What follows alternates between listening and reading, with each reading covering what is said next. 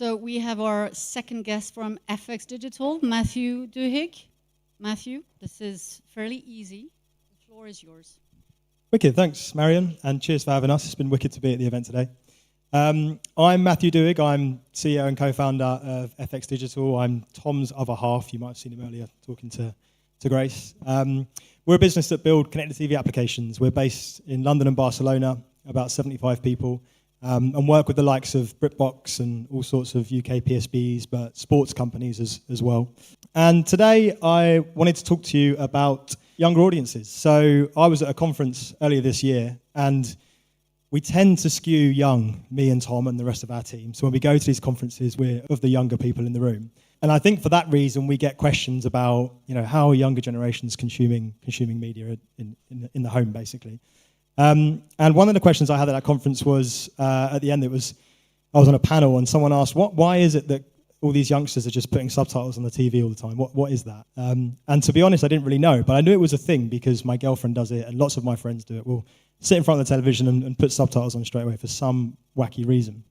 And I thought to myself, well, maybe, if we're being asked these questions, we should do a bit more to try and represent these younger audiences. And my first thought was, well, the FX team, the average age is 32, maybe I could go and survey those guys there, a blend of Gen Z and Millennials with some, wiser heads. So maybe they'll have some good answers for us. But then I thought to myself, we probably do skew towards more, media savvy, tech savvy audiences. So we wouldn't get a good assessment of what younger audiences are actually doing. So what we did in the end is we partnered with a research agency called Craft and conducted a survey.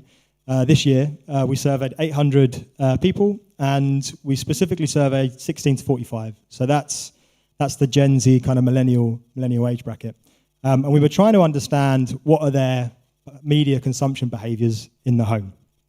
So the first thing I want to say is that this really is a story about growing up.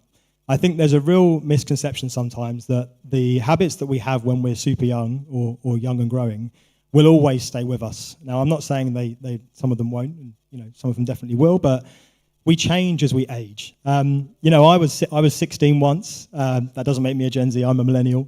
And the things that I did when I was younger, I don't do a lot of those now. I owned a Nokia 3210. I was playing Snake on it, right?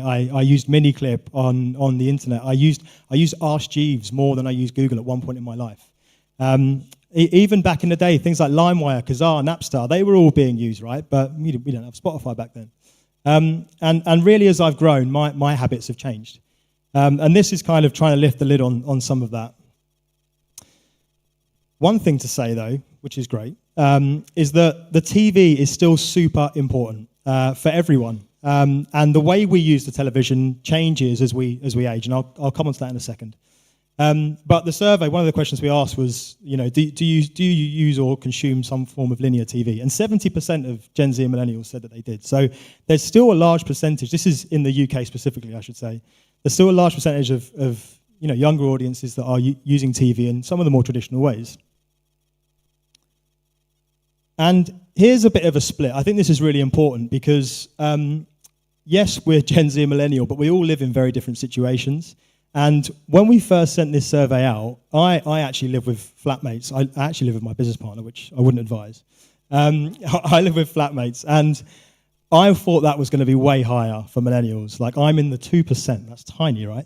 In fact, most millennials have moved out and live with their partner or spouse or even with children as well. But 11% still live with parents, and 12% live alone. And Gen Z, you can see how it skews differently because they're a slightly younger audience.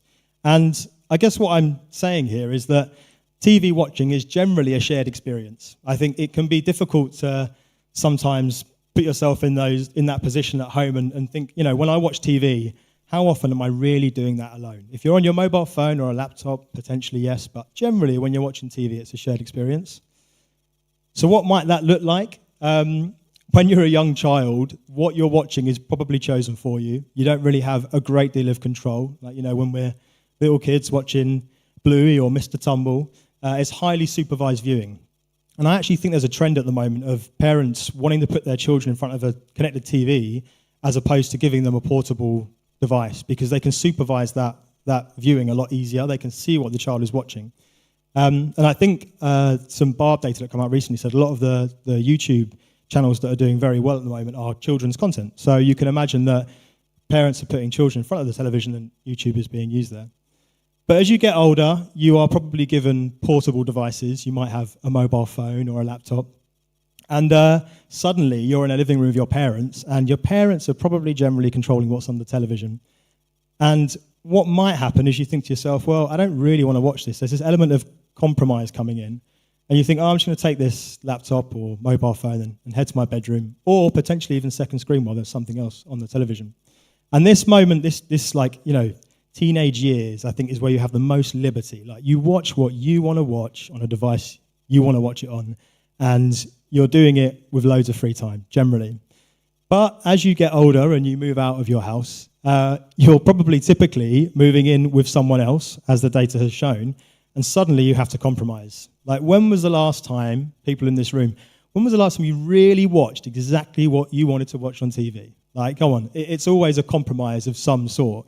If I had it my way, I'd be watching sci-fi or history documentaries.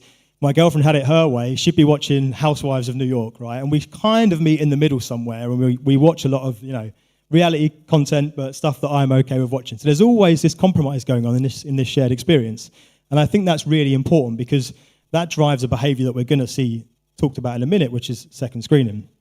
And then, of course, when you've got younger children, there's more reliance on those portable devices, potentially, where you're giving them those devices. But again, you're having to think about children in the home, and maybe you're having to compromise to go, well, I probably couldn't put that more explicit program on the TV because, there's kids in the room. So the decision that we take to when we watch something is always a compromise if it's a shared experience. But this was really fascinating. We asked the people we surveyed how they get their recommendations, and there is a clear difference between Gen Z and Millennials. So Gen Z are, I think, to the point that was made in the previous talk, are using social media a lot more than Millennials. For Millennials, it didn't actually even appear in our top 3 responses. They're typically getting their recommendations from friends. And I think this is the kind of behavior that's driving the likes of Channel 4 to push more content onto platforms like YouTube, because it's where the audience is and it's where they're getting their recommendations. So that was super fascinating. Clicker's back. There was clear water when we asked if the algorithm knows them well that's on platform. There was clear water between platforms like Netflix and in our instance, UK PSBs. But you can get a sense for why that is. The levels of data that those big guys have is pretty intense. And interesting, Netflix was super high, interesting. Because I found that the Netflix algorithm doesn't tend to know me that well, but maybe I have more eclectic tastes. And when we don't get our way, when we're sat in front of the TV and we've compromised and we're watching something that maybe we're okay with watching, what do? We tend to pull a phone out. And the number here, 45% of those who use a TV set often or always are looking at a second screen. And even 33% of them said they're watching video content. Like, you're literally watching video content while there's video playing. So this second screening is a real epidemic. Like, it is definitely happening. And interestingly, the things that are being done when second screening, messaging friends and family was our top answer. So people are sitting there messaging other people. Scrolling through social media posts, that probably contributes to some of that video time. But there was a really interesting split between Millennials and Gen Z. Millennials, when they're second screening, are doing life admin, they're checking their email, they're keeping up with the news. But Gen Z were typically playing games or listening to music. And that's one of those things I would argue is going to shift as those Gen Zs grow up and, life happens, right? You can't just sit there in front of the TV playing a game when you need to check your email all the time. So that was super interesting as well. And with all that going on, it isn't a surprise to see that, yes, people are putting subtitles on when they're watching TV. 68% of people said that they use subtitles at least some of the time when watching TV, and 13% do it always. So they've always got subtitles on. 23% do it often. So, yes, it's happening. So the TV, this is a multimedia device. I think in the previous presentation, YouTube mentioned, they're evolving to adapt to the needs of their audience. And the TV is a device that's largely doing this as well. What are people doing on their TV? YouTube, of course, is really high at the moment, which was, again, surprising that it's next to watching on-demand content and right up there with watching or linear TV is just beneath it as well. So these younger audiences are definitely using YouTube a lot on CTV devices. But they're also playing games, and I'll come on to games in a second as well.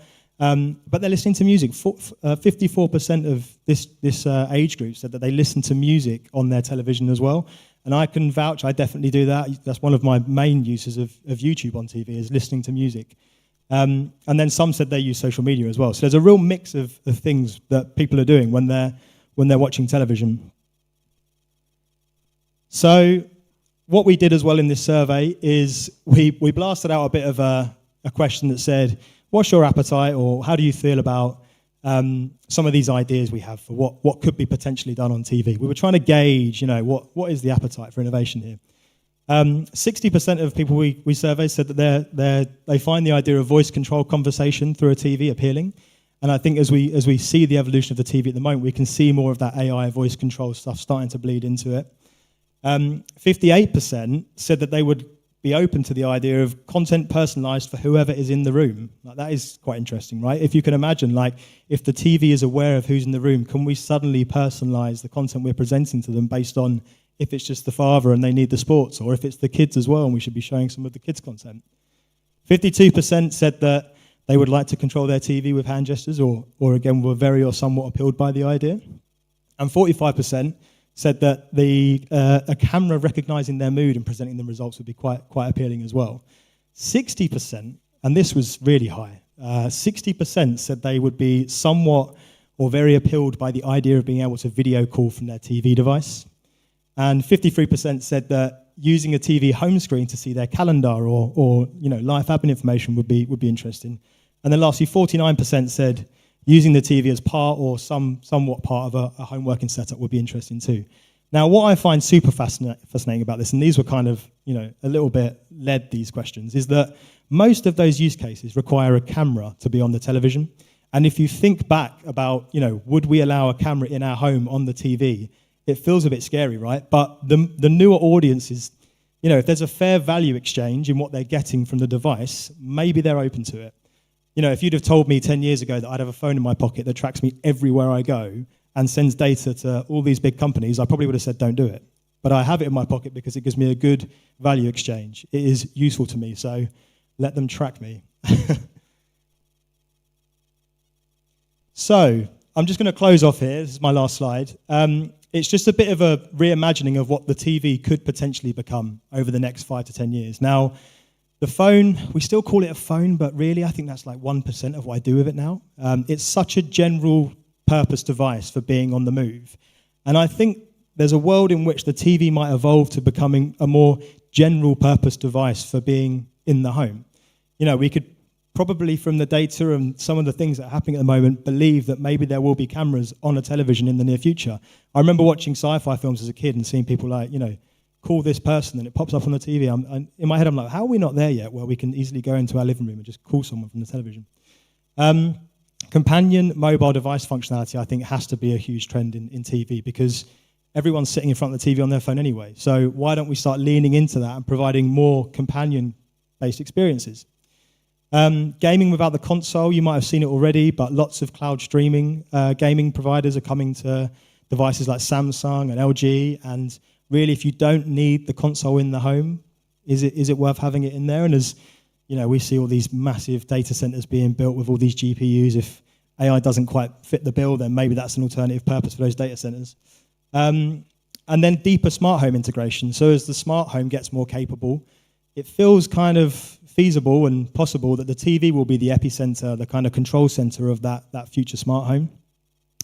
Personal and family admin notifications, so being in the room. I think Google Gemini have released a television recently that has an always-on display. And the closer you get to the television, it brings up information about your schedule and your day and all sorts. So that stuff's coming to TV.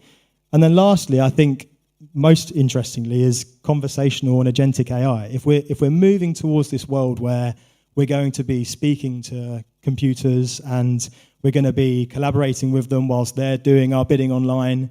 Let's say, for example, we're booking a holiday. Isn't it better to do that in front of the TV with the person you're potentially booking that holiday with, as opposed to on a phone speaking to it? Possibly. So you can get a sense for where I think the TV is going to move based on the consumption habits of these younger audiences. So that's me. If you want to come and chat to us, we'll be at IBC in Hall 5, A52. If you want to reach out to me, you can scan that QR code. It takes you to a nice little thing that has my number and stuff on it. So thanks everyone for listening. I hope that was interesting and opened the lid on some younger audience stuff. Cheers all.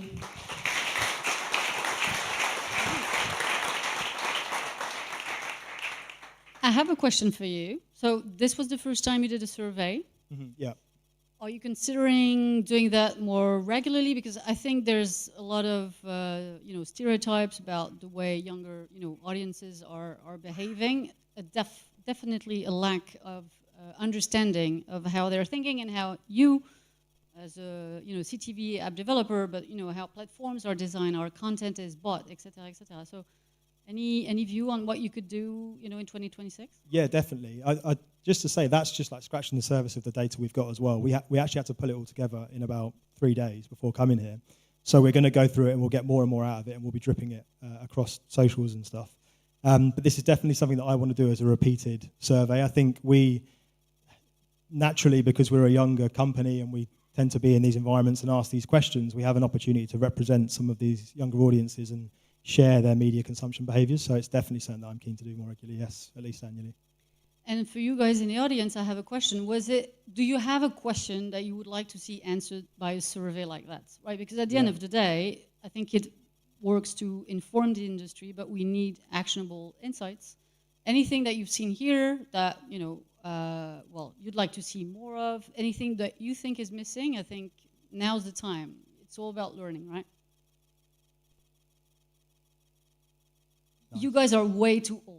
It's because they deeply understand younger generations already. Although I have to say that the first time I saw you on stage saying that you were young, and yes, you're younger than me, but that you were, I think you said you were Gen Z or a young millennial. Millennial. Yeah, millennial. I did not believe it, so Tom looks a lot younger than that. me, so yeah. But yeah, the age of the company is there's 75 people and the average age is 32. So it's so fascinating. It's like a social experiment running the business because you can see everyone's different consumption habits and what they're into, and it's fascinating.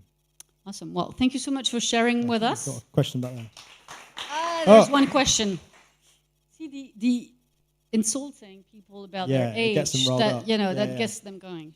Okay, Martin. Hi, I'm Martin. I'm a millennial and I watch a lot of content with subtitles. Thanks, nice presentation. I like all the insights, but for the last slide, you said that there are a lot of concepts that you think might happen in the TV. I think a lot of those I've seen also 10 years ago. Having a camera, using Wikipedia for additional information, companion devices. So do you believe that there's something changing where we would see this more happening on TVs, or is this still something that needs to evolve? Yeah, I think there's certain trends like second screening that mean that it would be silly not to try and drive functionality that way to capture the attention away from someone that's potentially doing something different. I think the camera one is a tough one because it's going to need someone to go out there and make the first call on it, and it could backfire, right?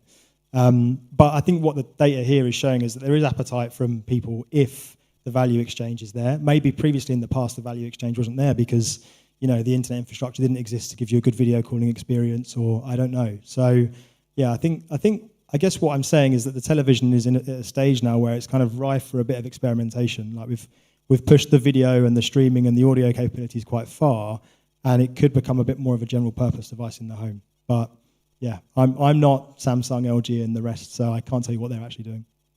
Thanks.